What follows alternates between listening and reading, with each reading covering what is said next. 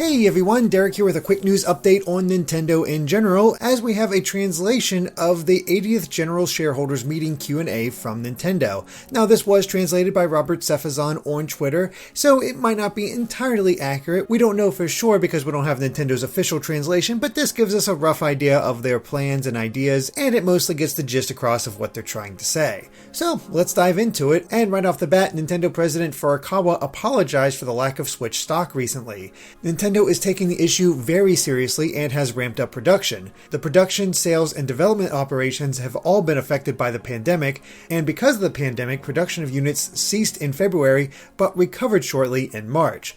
It should stabilize throughout the summer. The procurement of parts was briefly an issue in May, but it's recovering as well. And then it moved on to Director and Senior Managing Executive Officer Shinya Takahashi, who says that Nintendo has faced development delays due to the pandemic, but it will not affect upcoming releases. In the future, however, if the pandemic continues, there could be delays in future development and releases, but as of right now, nothing yet.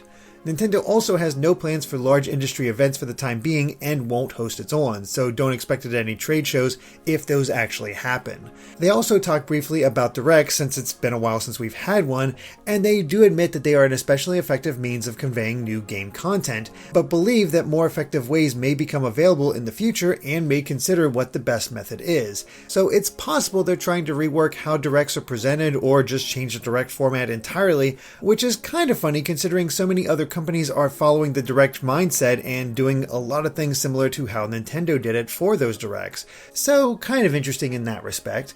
But regarding network support, Nintendo President Furukawa says that during major releases, servers become overloaded and customers may face communication delays or connection issues.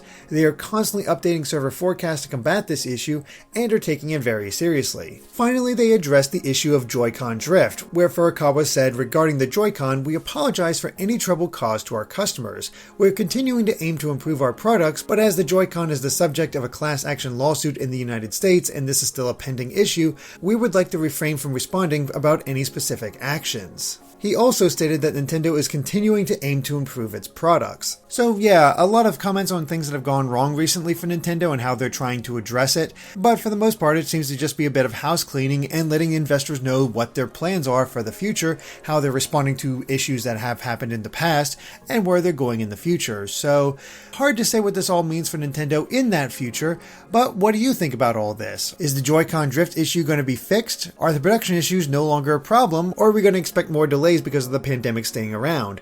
And yeah, there might not be any game delays, but if that pandemic does stay around, are we going to see them actually happen in the future? There's a lot of unknowns, but we'll have to see what all happens. So thank you for watching, and of course be sure to subscribe to Game Explained for more on Nintendo and other things gaming as well. Until next time, bye.